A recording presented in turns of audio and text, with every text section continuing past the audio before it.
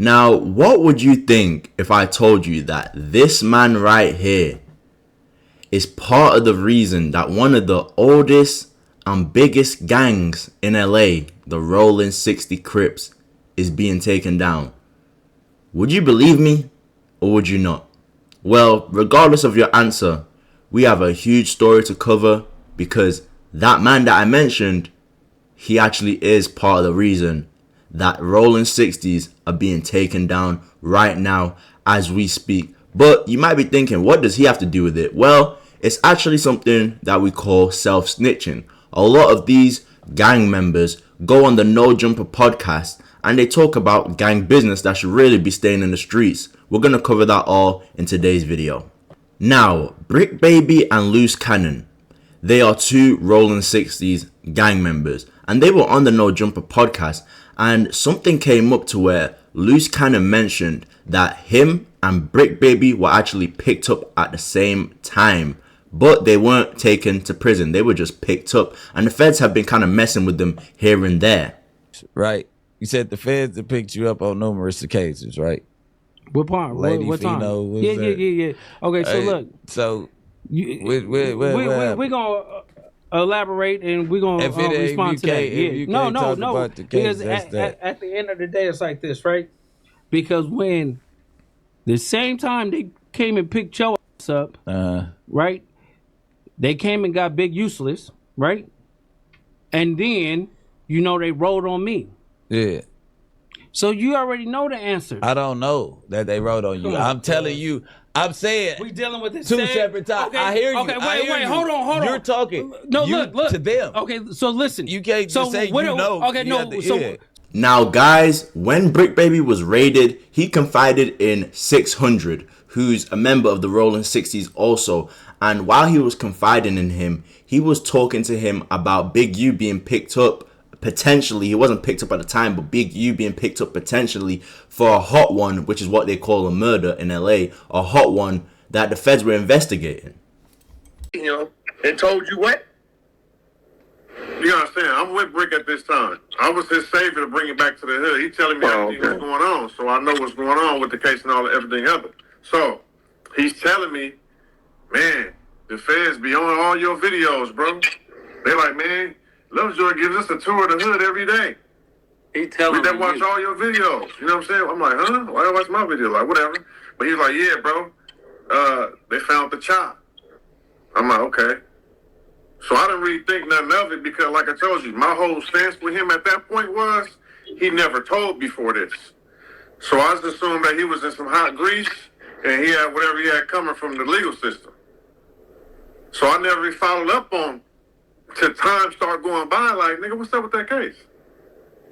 They start going around it. You know no, 600. Your first red flag was when he started telling you the feds was telling him about Big U. Oh, feds don't go to telling you unless you. So that's what he telling me. He like, bro, Big U on fire, bro. It's ugly for Cuz. They want Cuz in jail. They got a RICO on him. I'm like, yeah? He like, nah, but you ain't got nothing to worry about. It's a Big U RICO, not a 6-0 RICO. Everybody who he been dealing with. They tied Cuz to a hot one out the way. I'm like, ooh. He said, yeah, it's ugly.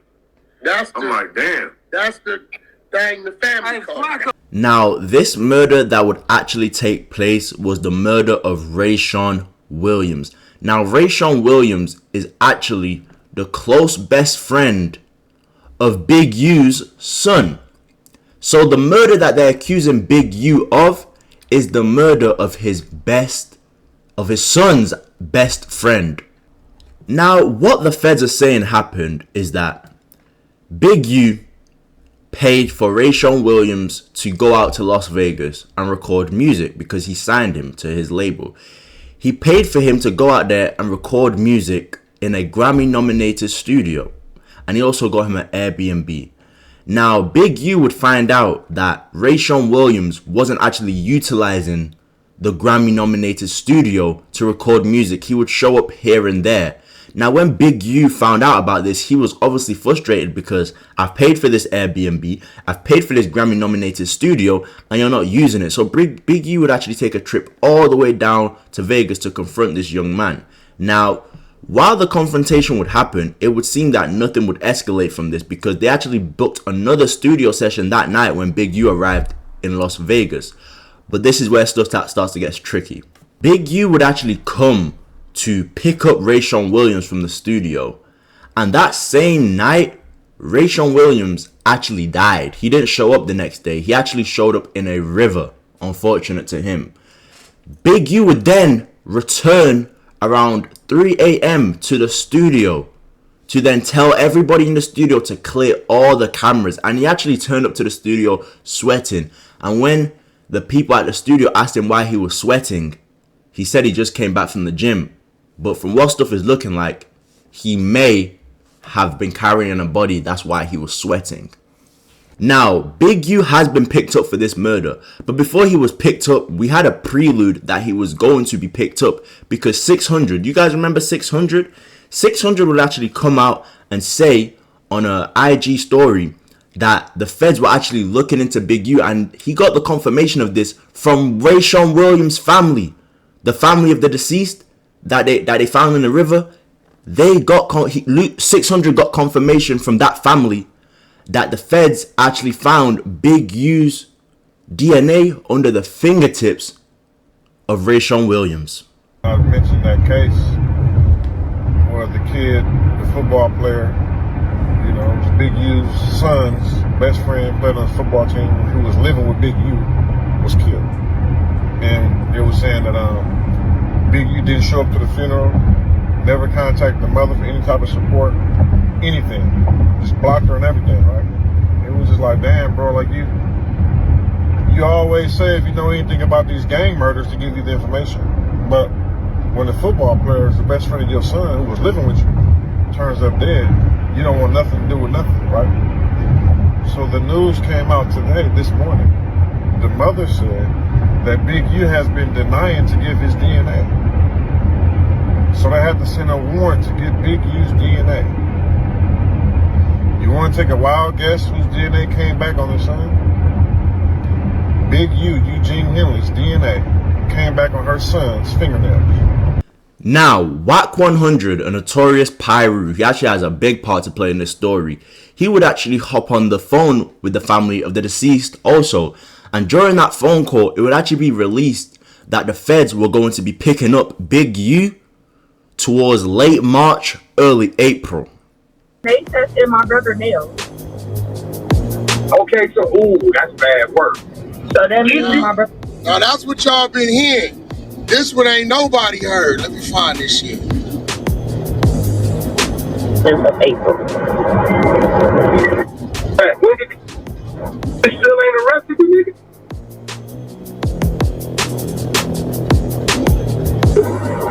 Well, they told me between me and you, please, between me and you, don't tell nobody because they don't want nobody to know. They're going to be making an arrest the ending of March, the beginning of April. Now guys, guess what date it is today? Looking down at the bottom right of my PC, it is the 20th of March 2025. And you know what's just happened? Let it play. Proven otherwise. Let me talk a little bit about Mr. Henley and the street gang here. As I said, Mr. Henley is a widely known leader within the Rollin 60s. He rose to prominence in that gang decades ago, and he has since been a fixture on the internet, talk shows, and podcasts, all things that law enforcement have looked at closely as part of this investigation. He has maintained the image of an entertainment industry entrepreneur, running a music label, and of somebody who gives back to the community here in Los Angeles, funding a South LA-based charity, developing options, which purports to help at youth risk escape gang life and escape the perils of gangs in high crime areas. The facts alleged in the complaint paint a very different picture. It is one of a murderer, a thief, a liar, and a cheat, and the criminals that enabled him. For example, Mr. Henley engaged in a murder of a musician signed to his label in 2021 and dumped the victim's body in Las Vegas off of the I-15 freeway. He then attempted to evade and obstruct the investigation into the murder, including ordering witnesses not to speak with law enforcement. Henley's criminal enterprise also engaged in other crimes, including transporting prostitutes across state lines, extorting strip clubs, marijuana dispensaries, and other businesses, and fraudulently applying for COVID loans in the form of a business relief loan. On that application, Mr. Henley falsely stated that his music label, Unique Music, operated at a $200,000 profit in 2019 and was entitled to government assistance, despite the reality that the company had operated at a loss and was ineligible for such relief. Finally, Mr. Henley is accused of embezzling donations made by celebrities, professional athletes, and businesses to his charity, Developing Options, which, as I said, purports to give South LA at-risk youth alternatives to gang violence, drugs, and other criminal activity. Henley used this charity as a front.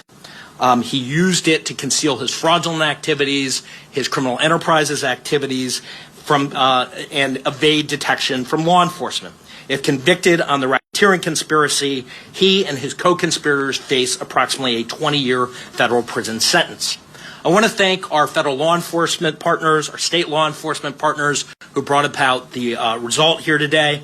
The Los Angeles Metropolitan Gang Task Force from the FBI. It's comprised of FBI agents, LAPD officers, IRS criminal investigation, the U.S. Department of Justice Inspector General's Office, Los Angeles Police Department, the North Las Vegas Police Department.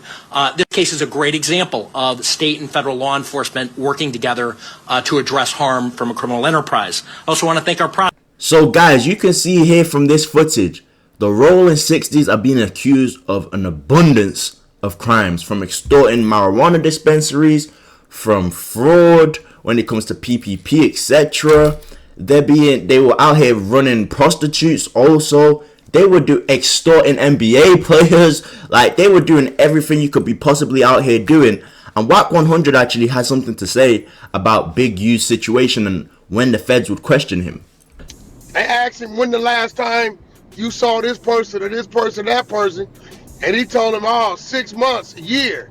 Nigga, it's not believable that a human being went that long without washing their hands, because your skin get up under his nails.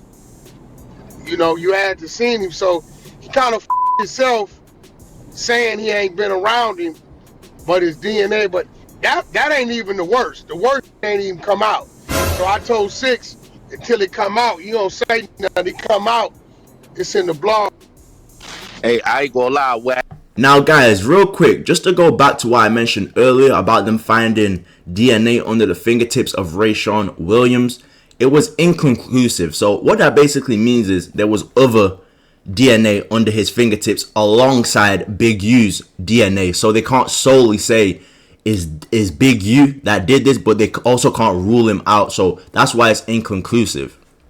Now guys, let's actually read specifically what the feds are saying that the Rollin 60s and Big U did. Eugene Big U Henley, a Crips leader, has been accused of murder, kidnapping, robbery, extortion, and fraud, federal authorities announced on Wednesday. His alleged victims, and I quote, were required to check in with Henley before arriving in the city in order to obtain, and I quote, protection.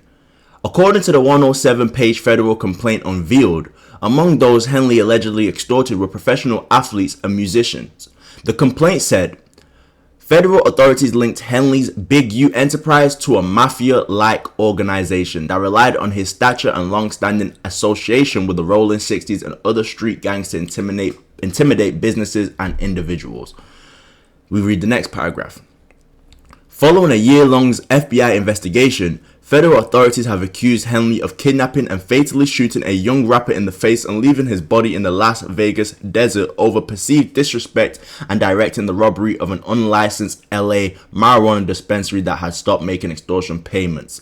Now, when they say over perceived disrespect, that's why the murder took place, Big U would actually, you know when I said that Rayshawn Williams was sent out to Vegas to record in a Grammy-nominated studio? Well, when Big U was assessing some of those records that he made, he found one of those records to be a slick diss towards him, so that the feds are saying that's also the reason why Big U did what he did. And the marijuana dispensary, we'll get onto that in a bit.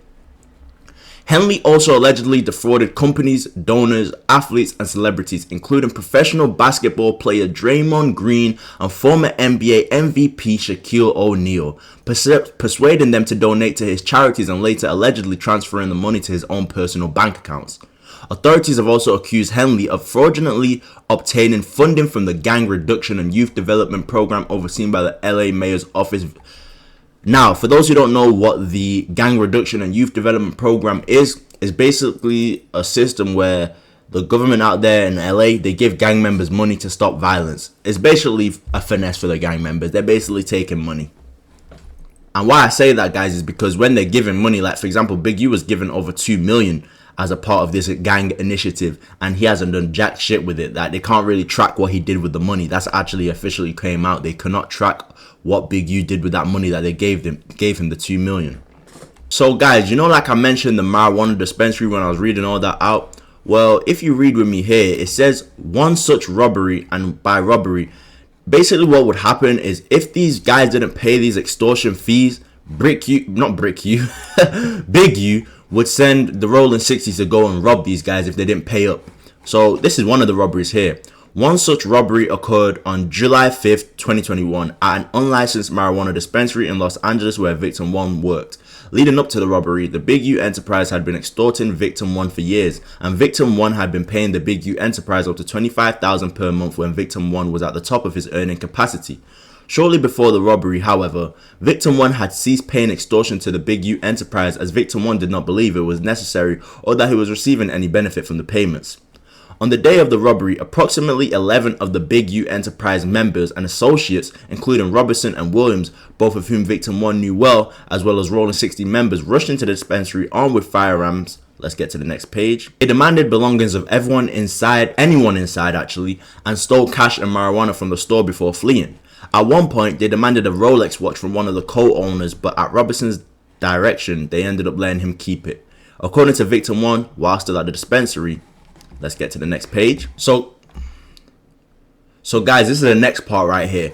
According to victim 1, when victim 1 arrived at Henley's Arlington premises, Robertson, Williams, and other robbers were there. Now, for those who don't know why we've gone right to this part, basically, Big U ended up asking him if he wants his money back, come over to his house and maybe he might get some of the money back that they just robbed from him, the dispensary.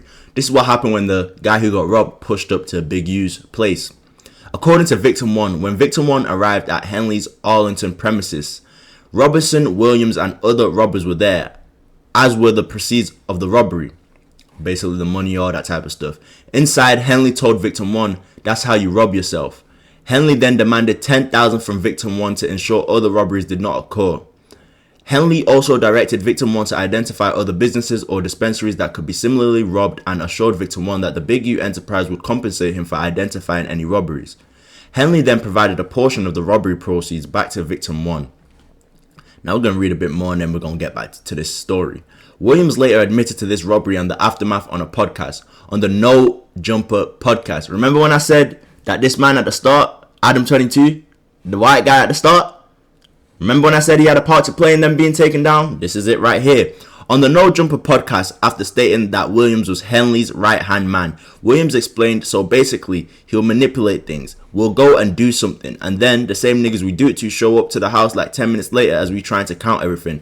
Luce Cannon actually said this on the No Jumper podcast. This right here, he said, we'd be like, how the fuck? Williams then said that Henley would state, well, we just going to give like 40,000 back. Whack 100, I said he was a part of this, who is a rival counterpart of Henley's For the Bloods, was also on the podcast and stated, well, let me actually show you it right here. Because he'll be like, he'll manipulate things. Like, we'll go and do something, and the same niggas we do it to show up to the house like 10 minutes later when we trying to, counting everything, right? And we be like, how the they get that? Oh, well, we're gonna just give them like $40,000 back and stuff like that. But cause it's actually putting us in paperwork, right? And like doing like real police. I seen he get like 20 guns, and when he got 20 guns, he's selling them to the homies. But I'm like, why are you writing down the serial numbers? So it's like he was doing like shit like that, and I didn't catch on. So it was like. So guys, you can clearly see why they reference No Jumper, because these guys, like I said at the start of the video, are going onto this podcast and willingly giving up information. It's crazy. But just to show you that Big U had a past of sending guys out to extort certain people, here's Loose Cannon on the No Jumper podcast with Whack 100 talking about how they once got Meek Mill and Rick Ross had to pay an extortion fee. Here we go. Right? And like doing like real police shit. I seen the nigga get like 20 guns, and when he got 20 guns, he's selling them to the homies. But I'm like, why are you writing down the serial numbers? So it's like he was doing like shit like that, and I didn't catch on. So it was like, I'm waking up now. You get what I'm saying? Because this is high tech shit. I'm his right hand man. You get what I'm saying? So when it came down to like dirt and stuff like that, I'm gonna get it. You get what I'm saying? And then like. One day, you know why he wanted to get a dude back to 40, right? Because he was going to make dude give him 20 for getting it back. Of course. And kept you out of it. Of course. He did that to, when I did that to Meek Mills and Rick Ross. What'd you do to them? So, the club, when you sweated them in the club? Yeah. Dude, and Meek and Rick have no idea that Draw sent you at him. Yeah. No, yeah, they sent that because I called Ross. I'm like, Ross, boy, this shit getting crazy. Drop off the 50,000 and we're going to let Meek live on Crib. So Ross dropped off the 50,000, and so me and the homies, we go back. He stopped. Now, Brick Baby is also a part of this situation, but he's in a sealed indictment, and that indictment will not get unsealed until he goes to court. That's when it will be unsealed. So that's Brick Baby. He's got his own stuff going on too. Now, guys, this story has been absolutely crazy so far, and if you appreciate how I'm breaking it down, make sure to leave a like in the comments and leave a comment also. But Adam22, you know how I mentioned this is basically part of, I'm not gonna blame Adam because these gang members go on there willingly giving up information, but he's obviously hosting a platform for them to do so and profiting in. I always like to call Adam, not in a way to look up to him, but I always like to call him Massa. That he's the master of the plantation over there at No Jumper. And look how all these niggas are looking at life sentences, and Massa is gonna be kicking his feet up, making even more money off of them being in jail. But this is what Adam22 had to say about all the backlash he's receiving for them getting locked up. See a lot of people saying that 22 is the reason why Brick got caught up. Fuck out of here. 22, you know what I do. I put people in position, put them on the podcast, give them jobs, help them make legal money.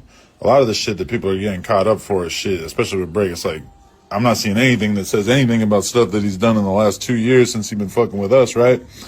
So, end of the day, I do employ people from the streets. And I guess, people from the streets sometimes get caught up in federal RICO indictments, whatever the fuck this shit is. And all I can say is that, yes, I may crack a joke here and there. I'm sorry, that's just my sick sense of humor. But end of the day, that's my boy.